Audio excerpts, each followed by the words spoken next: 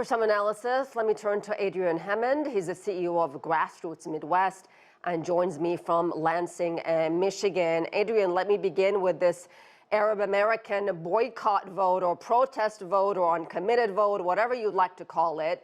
How is this going to play out? Clearly, Arab Americans in Michigan are trying to send a message to President Biden. But beyond that, what will it do? You know, I'm not certain that it's going to do much. 4 years ago, when Bernie Sanders and Joe Biden were in the Democratic primary together, uncommitted got almost 20% of the vote. It seems very unlikely that the organizers of this uncommitted vote campaign are going to get anywhere near that mark. President Biden won Michigan in the 2020 election, in the general election, by more than 100,000 votes. I'll be surprised if the uncommitted vote gets much above 10 to 15,000. Yeah, Biden won Michigan by just 154,000 votes in 2020. So it was close. So how much of a liability, Adrian, do you think foreign policy and Biden's stance towards Israel, you don't seem to believe it'll be much of a liability for him? I don't. It's actually exceedingly rare in American politics for American voters to cast their vote on the basis of foreign policy. It's almost always domestic issues.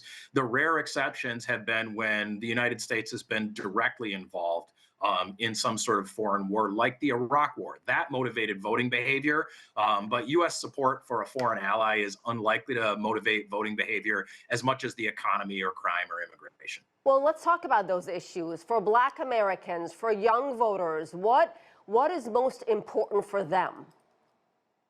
You know, I think cost of living is top of mind. Inflation has slowed down in the United States, but it's still perceived as an issue by a lot of voters, particularly when it comes to things like food prices, and that's reducing disposable income for Americans.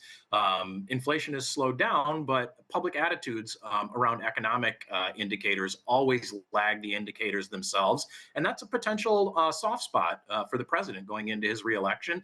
That's top of mind for voters, much more than Israel-Palestine.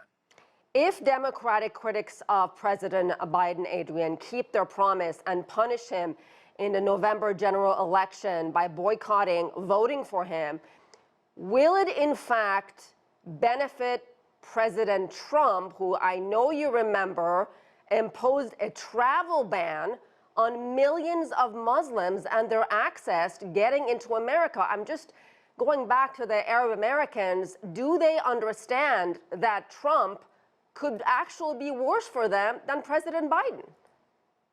Yeah, I think that there's a great deal of frustration amongst Arab Americans and Muslim Americans in Michigan and other places with the way that this war against Hamas has played out.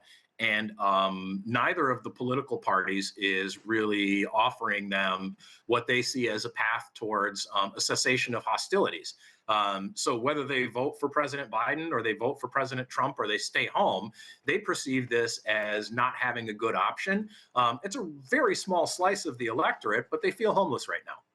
All right, let's move on to the Republican side. What will we be watching for? And will Nikki Haley, can she keep hanging on? I don't think she can hang on for much longer. She lost pretty badly in South Carolina, the state where she was a reasonably popular governor. If she wasn't able to win there, it's exceedingly unlikely she'll be able to win in Michigan or even get all that close. And at a certain point, donors are going to stop giving money to her campaign. We already saw that Americans for Prosperity and the Koch network have declined to keep financing her campaign and efforts to elect her. And I think you'll see other donors that'll be falling out as well. All right, we'll leave it there. Adrian, thank you very much.